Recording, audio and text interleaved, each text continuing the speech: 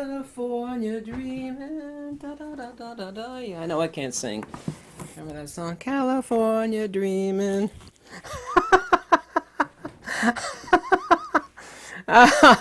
Yeah, I know. I'm getting there.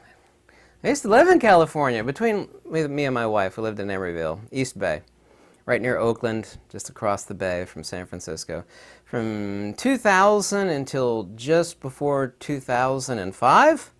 Yeah, yeah, exactly. By the way, I was in Costco today, and I spotted some Ukrainians. And I can spot Ukrainians from very far off. There's a lot of Ukrainians in Lexington. Love Ukrainians, get along great with them.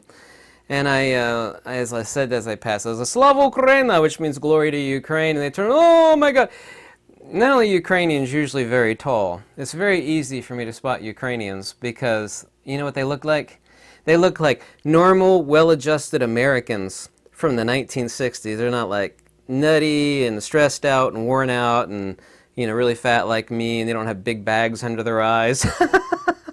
Anyway, they love the fact that I could speak perfect Russian.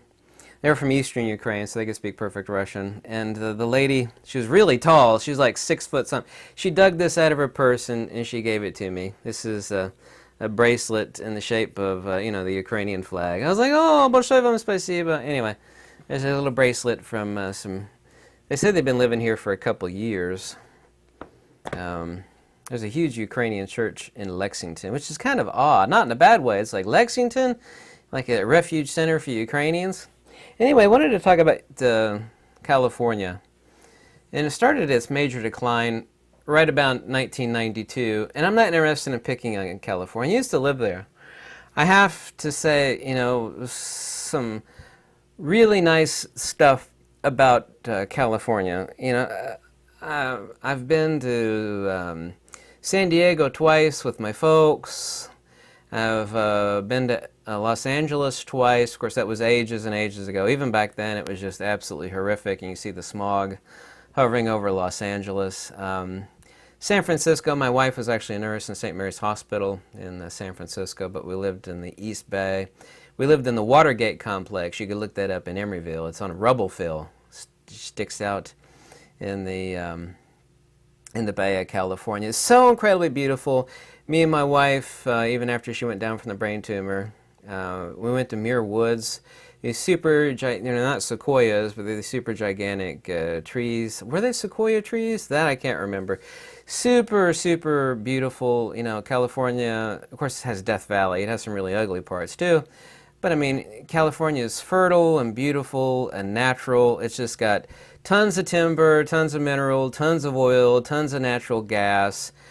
The United States gets something like, depending on what it is, something like 90+% of our fruits from there, and we get our nuts and avocados and all sorts of lovely stuff. And of course, California was settled by, well, let's be honest, it was settled by gold miners, greedy gold miners, and the ladies of the night that would actually service the gold miners. So it wasn't settled by, exactly the most savory sort of people. Muir Woods was absolutely incredible. Near the Presidio, I think it was a Presidio, right? Which is very, very close to Golden Gate Bridge. There are these types of pine trees that they make incense out of, and just the smell of those pine trees wafting through the winds, it's just like you're sniffing this divine incense descended from heaven. It's very, very beautiful.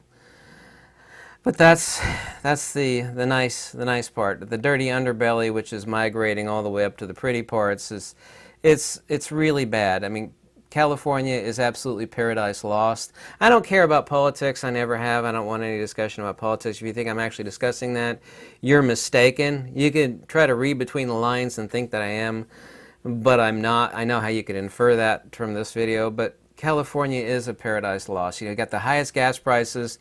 You have half the nation's homeless. Half of it. 1/3 of the nation's welfare. The highest income taxes.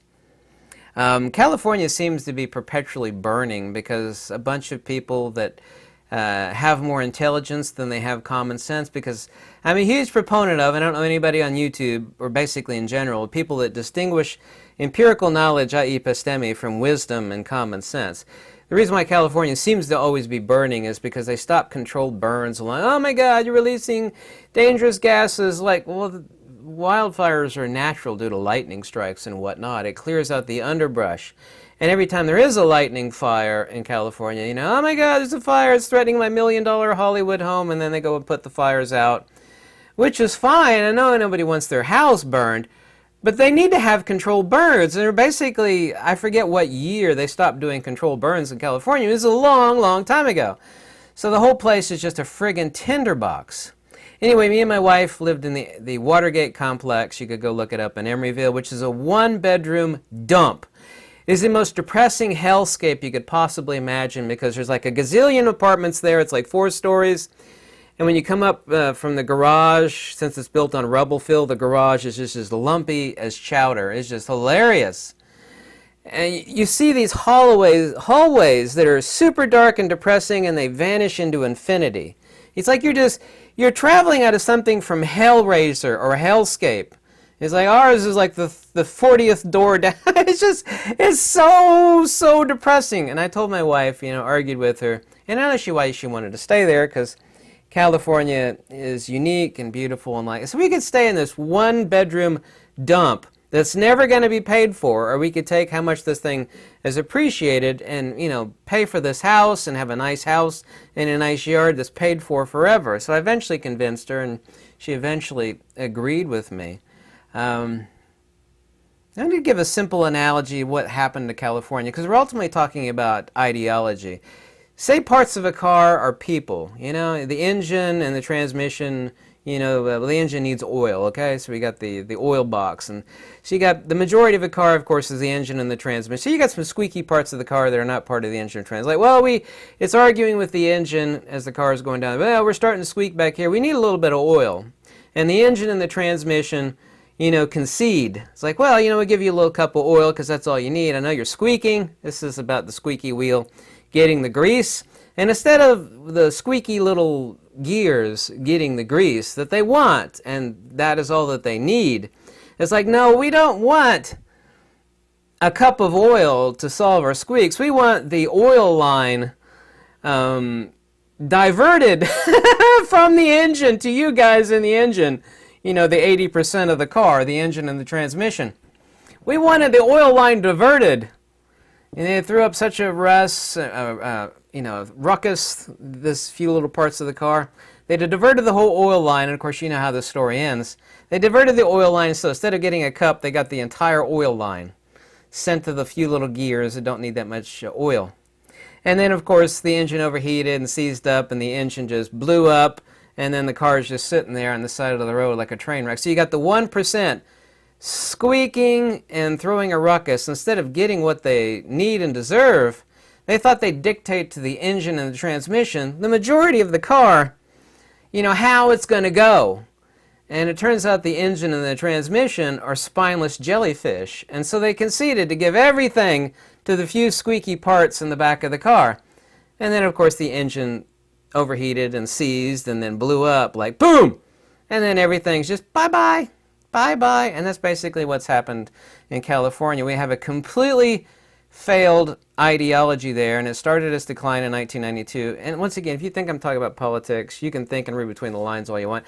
Instead of people being on the left or the right, how about people are standing where they should be standing, which is in the point of wisdom, common sense, natural order, and logic. And people don't.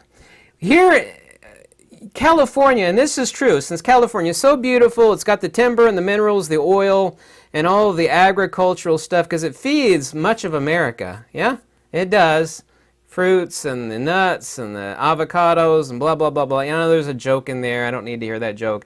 I've heard it a million times. California legitimately should be, if it didn't have such a horrifically failed ideology, be giving the middle finger to the rest of the country and the rest of the world. California should be flipping the bird to the rest of America. Hey, we've got it all. We got the natural gas, the minerals. It's so beautiful here.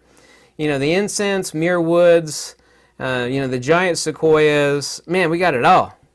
But it's not. It is so bad, and this sounds like a joke, but it's not, that I know some of the poorest goobers in, you know, the arse crack of Kentucky. They're living in like, not a mobile home, but even smaller, like one of those little tiny things on like a half acre of land. And they're, you know, they got filth scattered everywhere. And I've heard a couple of these people say, yeah, I'm in bad condition. Yeah, but at least I ain't in California.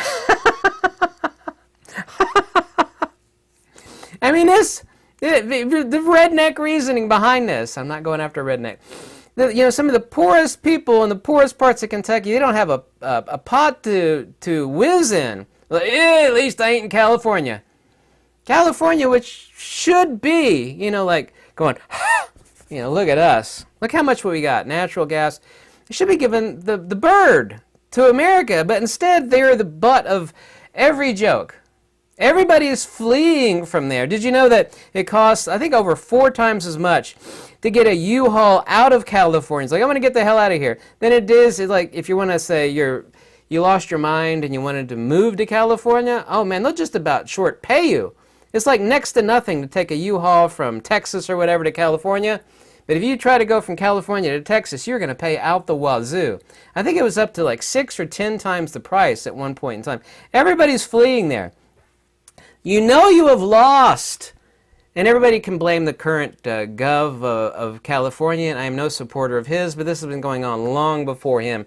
It's a completely failed ideology in California. Bedrock Sandals, my favorite sandal company, is based in San Francisco, Bay Area of California. It moved its headquarters to Missoula, Montana, and they basically said that in a nice way on their website. This is a place of like a company of tofu munching, you know, patchouli and dreadlocks sort of people, you know, that are the furthest thing from what anybody would say is on the right. And they're like, yeah, we can't put up with this anymore. This is cray-cray. We are getting the bleep out of here.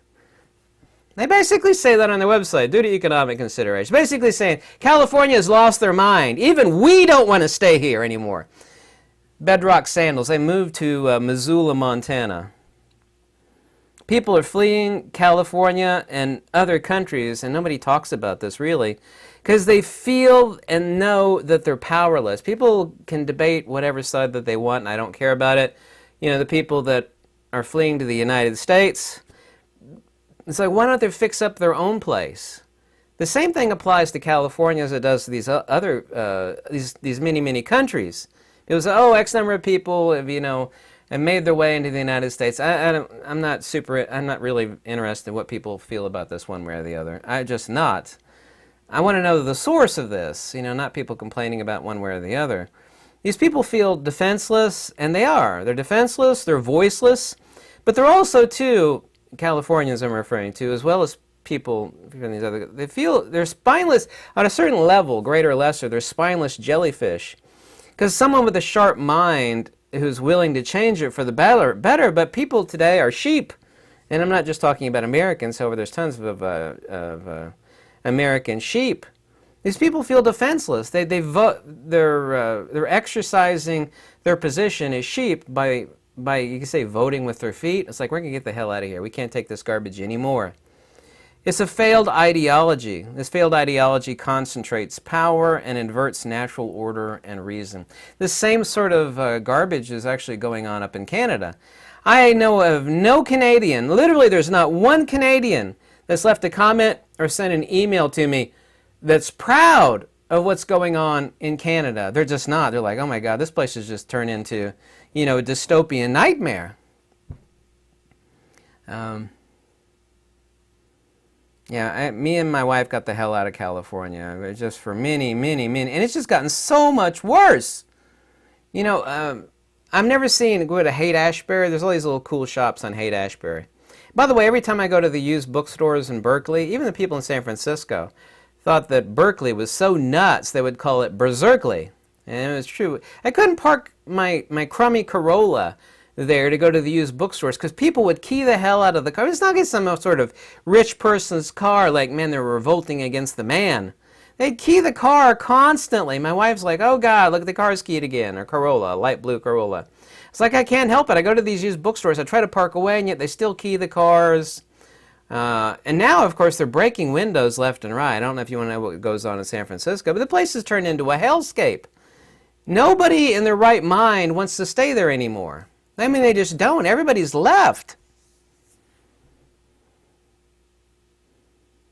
There's this demonic ideology that is working perfectly. So you'll say, how can it be working perfectly? California is a disaster. But you have to think in terms of inversion. And of course, people are a spineless jellyfish, and they are voting with their feet, and they're fleeing California. And California, once again, was founded by greedy gold diggers, and what shall we call them, adult workers to, see after the gold diggers out there, because that's the best way to get the money, is just sit around waiting for the gold diggers. Well, I don't need to talk about that. California, to say that California, generally speaking, has extremely weak ethics and extremely bad ideology is an extreme understatement. These people, unfortunately, think that you can fix things by throwing money at it. Look at what California, they're taxing the hell out of the people, more and more and more, and they're losing their tax base. The tax base is fleeing. So those people that stay in California will have way higher taxes. California is trying to pass a law, I don't know if they passed it or not, where you still have to keep paying taxes after you've left the state, which is completely, they're losing all their tax base. But California, the failed ideology, which is antithetical to facts, logic, wisdom, common sense, and natural, they think that if you can throw money at it, it will fix it. Like free public housing for the homeless. It's like, no, a lot of these people, extremely high percentage, have psychological issues. Throwing money at it isn't going to fix anything. It's like sticking a Band-Aid on a giant gaping wound that is festering. You cannot throw money at this and fix it. It can't be done. Yet they keep thinking this sort of demented, deranged ideology. And what it is, I don't care if people call it left or right. I really don't care. We all kind of know, though, without even saying that. I don't care about politics. What works? Isn't the definition of stupidity and failure thinking you could do the same thing over and over and over again and expect different results? You have to find the source of something and eliminate it. The source and ideology is destroying California cannot be fixed by spending more money at it. When has the government ever fixed anything by taxing people more and throwing more money at it? It just does the opposite. So the tax base is fleeing. Unfortunately, all the people that are left in California, are either super rich or they're spineless jellyfish, or they might not be spineless jellyfish. It might not be rich. It's like, I'm just too poor to move. I don't have enough money to move. I really, really, really, really want to get the heck out of this place. A lot of people have told me this, but I can't afford to. But I really want to get the heck out of here. Society must fail if its ideology is against natural order, logic, wisdom, and common sense. California ideology strongly believes in experts, academics, Hollywood, and this elitist mentality, and that's a failure. These are the very people that always destroy society. They hate, California even made commercials against Ron DeSantis, the governor of Florida. I just got back from Florida. I spent many years living in Florida. He's doing everything right. This guy, I would not say he's highly intelligent. He's a Navy SEAL. He's got a lot of common sense. And he follows natural order for the most part. I'm not on his side as far as whatever he's running for. I really couldn't care less. They say he might run for prez. I don't care about that either. I'm not for him one way or the other. But at least he's got common sense and he knows what to do. After the hurricane, if someone with failed ideology was head of Florida, man, the restoration of Florida after that big hurricane that hit me down there, it would have taken forever. Man, he moved faster than greased lightning. Stuff got done at a breakneck speed that people thought, this is the government, they can't do anything right, which government never does anything right. But he got it done right and super, super, super fast. The bridges to Fort Myers Beach and Sanibel were destroyed, completely destroyed. That's going to take years to fix that stuff. Years! He got it done in like 2 or 3 months. Everybody says it's going to take years. Everybody did. He got it fixed in a few months. With not that much money, as it turns out. California, once again, people don't get it. It's the land of plenty. Timber, minerals, oil, natural gas, all the vegetables and fruits and nuts and the pine tree, just everything. California has almost everything. Very beautiful, many parts of it, not all of it, not like Death Valley, of course, which is its own beauty.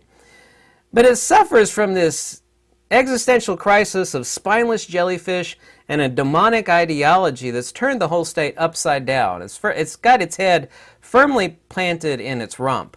I mean, I hate to say that, but it's true. It's a failed ideology which concentrates power and inverts natural order and is completely hostile to reason, facts, logic, and common sense. Everything we see out of California, basically, is just this laughable farce that's got reason, facts, logic, and wisdom turned upside down on its head. Kind of like what's this, not that I read comics or anything, like this bizarro world. It's like the anti-Superman. Everything is upside down and backwards. California is bizarro Superman, where everything is turned upside down and backwards. It's like this is the opposite of common sense. Yeah, but this is California. That's the way we roll, girlfriend. That's the way we roll out here. When you got the poorest, uneducated goober in Kentucky that's living in filth, and I've seen this firsthand and heard it from their own lips. Like, oh man, yeah, man, you got it bad out there. Yeah, but at least I'm not in California. People would rather live in filth in Kentucky, in the smallest piece of land, in the smallest little mobile shack, than in California. It's a bit of an exaggeration, but it's still accurate. They keep raising the taxes. And once again, reason why California is burned. These people that are academics and experts say, we don't want to burn things because the environment. Well, the nature does that itself, but when lightning strikes occur and stuff starts burning, they put those fires out too. Not only do they do that, they do no natural burns. So the whole of California is a giant tinderbox. I've listened to some of the best experts in fire control management that take care of wildfires and whatnot. It's like, California, the problem in California is that they have all these pseudo-intellectuals, shall we call them, that don't want anything burned.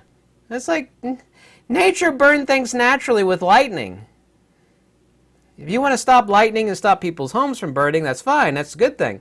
But you need to have controlled burns so that the whole state doesn't burn, 100 billion acres every year or so. It's just, California is suffering at the hands of its own ignorance, spinelessness, and demonic ideology. And it is demonic ideology because no state with this many natural resources that's so beautiful, gas and timber and everything, it should not be suffering this. It just shouldn't. If it were run like Florida, people would be flocking to move it. California's beautiful. I'm going to live near an orange grove, excuse me. Normal priced gas. I mean, people can't afford there. The only people that are staying in California are the super rich, the super poor, and the pseudo-intellectual academicians that love this upside-down demonic tyranny. So I love California. I can speak as a former Californian, having lived there with my wife. California is a joke. It shouldn't be a joke. It should be the king of the hill, kind of like Rocky, at the end when he beats the guy that everybody thought, California should be that, but it's the opposite. It's the people that the rest of the United States is pointing, with their index finger and going like the Simpsons character, ha ha, look at California. There's my beef on California. Like it or not, thanks for watching. But I meant everything I said.